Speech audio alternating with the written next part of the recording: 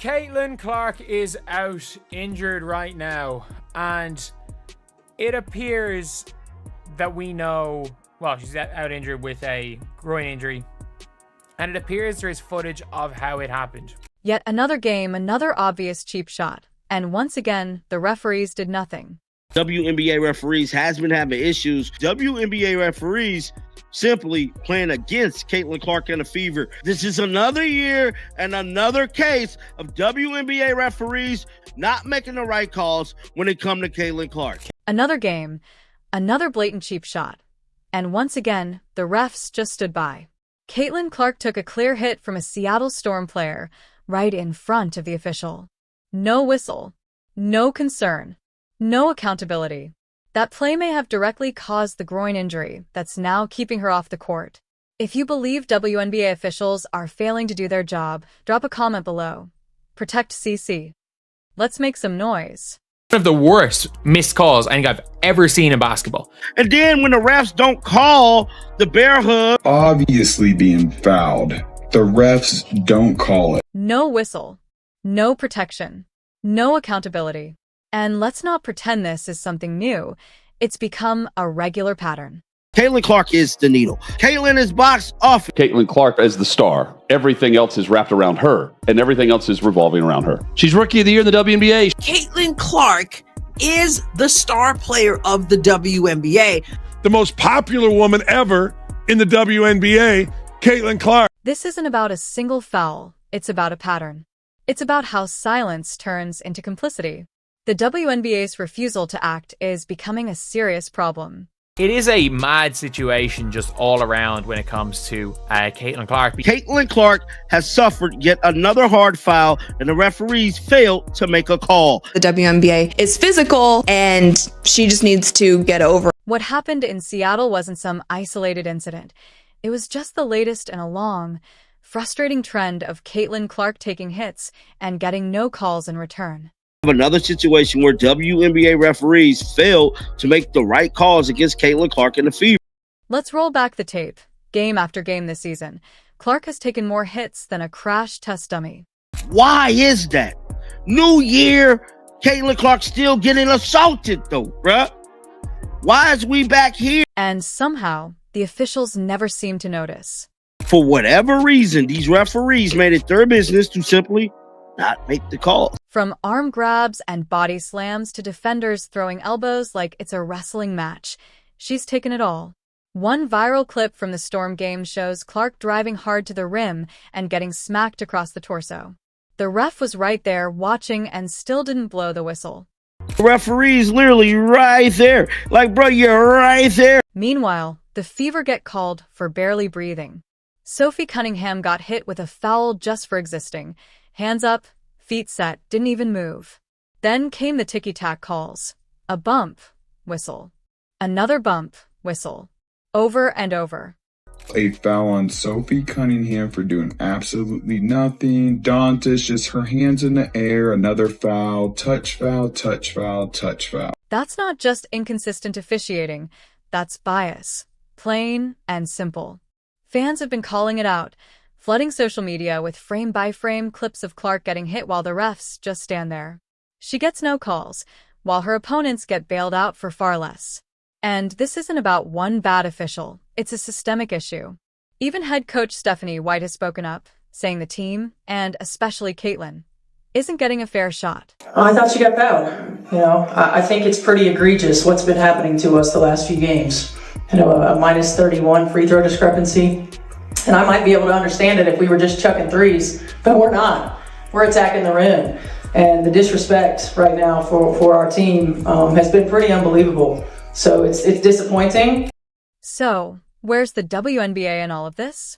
Commissioner Kathy Engelbert has stayed completely silent. No press conference, no statement, not even a single post. Zero accountability. Kathy has said nothing. She just refused to address this referee problem. Let's be real. The league is more than happy to ride the Caitlin Clark wave. They'll sell out arenas, shatter viewership records, and flood social media with her highlights. But when it's time to actually protect her, they disappear. They want her face in the promos, not her safety on the court. That's why Sophie Cunningham and others have stepped in. If the league won't defend Caitlin, her teammates will. Because this goes beyond basketball. It's about the message the WNBA is sending.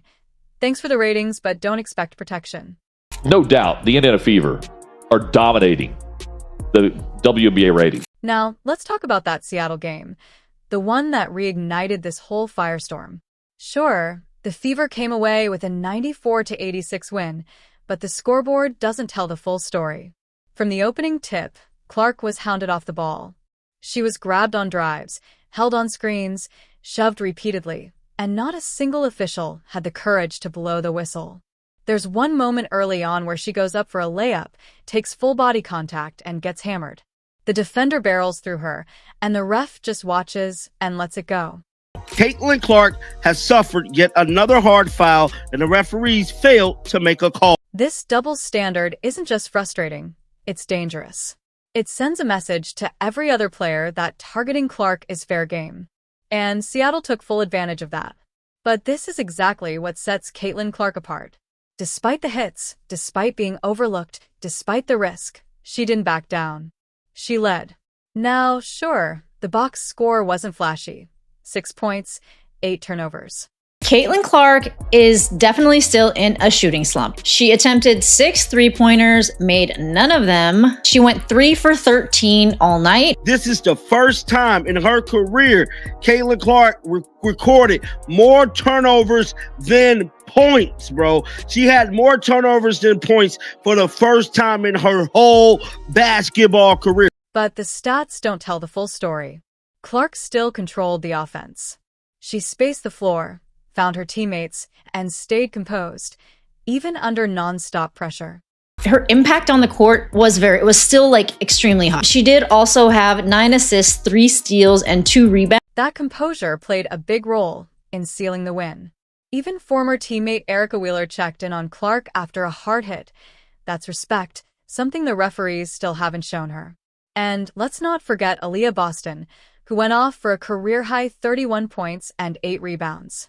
Aaliyah Boston put on a masterclass, hitting a career-high 31 points, 8 rebounds, 3 assists, 2 steals, and she shot 72%. Kelsey Mitchell lit it up with 26 points, and Lexi Hall recorded her first career double-double. But none of that happens without Caitlin Clark on the floor, running the show. She didn't stuff the stat sheet, but she pulled the strings. If it wasn't for Leah Boston and Kelsey Mitchell, this could have been the 3rd straight loss. She didn't get the calls, but she got the win. She wasn't protected, but she protected her team. That's what critics and out-of-touch refs fail to understand. Caitlin Clark's greatness isn't just about deep threes or flashy assists. It's in her composure, her grit, and the way she lifts her team, even when the odds are against her. While the league looked the other way and the officials stayed silent, she stood her ground, took control, and left with the victory. Caitlin Clark effect seems to be crazier than year one. I love watching her score and just everything about her. They went the extra mile just to watch her play here. This is great news for women's basketball, period. Caitlin Clark is the GOAT. She signed my jersey. So happy, I'm crying. I'm so happy. This is the best day ever. Let's be real. Caitlin Clark isn't just riding the wave of the WNBA boom. She is the wave. She's the reason casual fans are suddenly paying attention. Before she showed up, 300,000 viewers was a solid night. Now, we're talking primetime ratings that rival the men's playoffs, and it's all because of her. Still not convinced? Just check the numbers. Indiana Fever games are smashing records.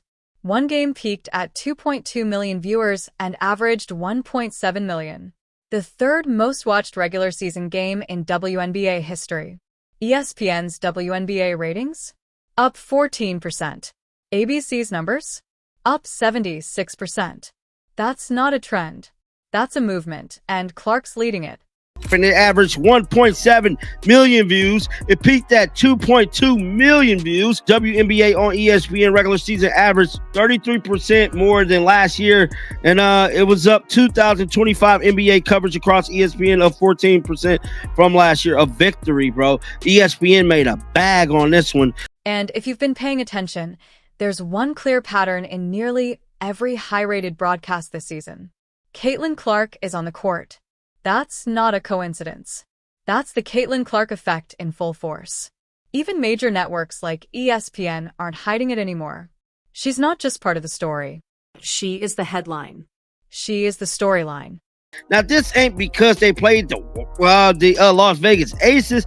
No, this because Caitlin Clark was expected to ball out. Caitlin and them still doing big viewership numbers, still doing big-time votes when it comes to all-star games, still making their presence felt. This isn't just hype.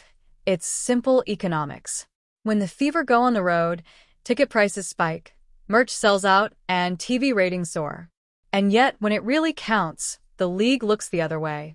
They're quick to post her highlights, profit from her jersey sales, and feature her face in every sponsorship and promo campaign.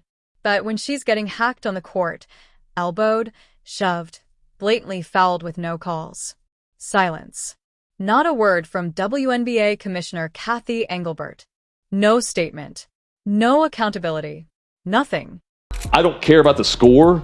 I'm watching because it's the FOMO that everyone is rushed to watch. Now, ask yourself this. Would the NBA let this happen to Steph Curry? Would the NFL stay silent if Patrick Mahomes was getting leveled after the whistle with no flag in sight? Absolutely not. Because those leagues understand something basic. Protecting your stars means protecting your business. Caitlin Clark isn't just another player. She is the brand. But in the WNBA, it feels like they're more than happy to cash in on her name, while denying her the most basic level of fairness. No respect, no protection, not even consistent officiating. Sure, players like Sophie Cunningham are getting praise for having her back. But let's not pretend the whole league is rallying around Clark. Many players haven't been supportive at all. Some are jealous. Some are dismissive. And some go out of their way to take cheap shots, because they know the refs won't call it. As one commentator put it perfectly, Sophie Cunningham's star moment came simply by standing next to Caitlin Clark. Caitlin Clark is the needle mover. She is the needle mover. She is the franchise player. And she was the MVP. She is the main draw. She wasn't the one who was full sprinting down the court. Caitlin Clark is a rising star in women's basketball. She's pulling in crazy viewership numbers. She's my role model. I really look up to her. Why do you like Caitlin? And she's so good at basketball. Because she's that awesome person and she has like a lot of aura, so like. Here's the hypocrisy. The entire WNBA is reaping the rewards of the Caitlin Clark wave, but she's the only one carrying the weight. They're more than happy to stand in her spotlight, but take no responsibility for protecting her from the hits she's taking to make it all possible. The unspoken expectation? That she'll do everything. Handle the pressure, take the fouls, grow the brand, drive up TV ratings, pack arenas, and still lead her team to wins. And somehow, impossibly, she keeps doing it. Even on nights when the stat line isn't glowing. 6 points, shots not falling, getting hacked with no whistle. She still finds a way to contribute. She lifts her teammates. She keeps the Fever moving forward. She keeps the league moving forward. It's the third most watched WNBA regular season game ever on ESPN. But the real question is, how long can she keep this up? How long can a 23-year-old rookie carry the weight of an entire professional league without even the basic courtesy of fair, consistent officiating? It's not just bad business. It's unfair. It's wrong. Caitlin Clark is the WNBA's golden ticket. She's already given the league more than they ever imagined. Now it's time for the league, the refs, and the leadership to give something back. And they can start with one simple thing: a whistle. 2.2 million views, man. Peaked at, average 1.7 million viewership. Ain't no team in the W still doing this, bro. Nobody's doing the numbers the Fever is doing. What's happening in Indiana isn't just special, it's transformative. Sure, Clark had a rough shooting night against Seattle. Just 6 points, 8 turnovers. Couldn't buy a bucket. But even then, she controlled the game. She pulled defenders out of position, drew double teams, and created space that let her teammates shine. She finished with 9 assists, 3 steals, and her off-ball movement kept Seattle's defense scrambling. That level of floor generalship opened the door for Aaliyah Boston to dominate, dropping 31 points and owning the paint like a future MVP. Kelsey Mitchell found her rhythm too, adding 26 points, 4 rebounds, and 4 assists while setting the pace. Clark didn't need to score to take over. She orchestrated everything, and the Fever delivered. Kelsey Pistol Mitchell was cooking. Kelsey Pistol Mitchell was cooking with fish grease. 8 of 14, 26 points. She shot 5 of 7 from 3, 5 of 5 from the free throw line. Kelsey Mitchell does. She brings it up the court, stops on a dime, shoots this 3-point jump shot. And let's not forget Lexi Hull, who recorded her first career double-double. That's not just a feel-good stat. It's a reflection of Caitlin Clark's leadership in action. She didn't need to lead in scoring. She was the conductor, setting the tempo, reading the floor like a veteran, and steering the game. The Fever looked different. They looked confident. They believed again. That's what Clark gave them. Even on an off night, even in a slump, she still sparked something special. If this is what she can do when her shot isn't falling, just imagine what happens when it is. Her off night became one of Indiana's most cohesive wins of the season. And that's what the critics and the silent league leaders still fail to grasp. Caitlin Clark's greatness isn't defined by logo threes or viral highlight reels. It's her resilience, her vision, her ability to lead through adversity. Even when she's being targeted, battered, and ignored by officials, she still leads, still elevates her team, still wins. So let's stop pretending. Caitlin Clark is being targeted. And the referees? They're watching and doing nothing. The league? Still silent. Game after game, she takes the hits, absorbing elbows, body checks, and cheap shots, and still carries the WNBA into the national spotlight. She's not just a player. She's a movement.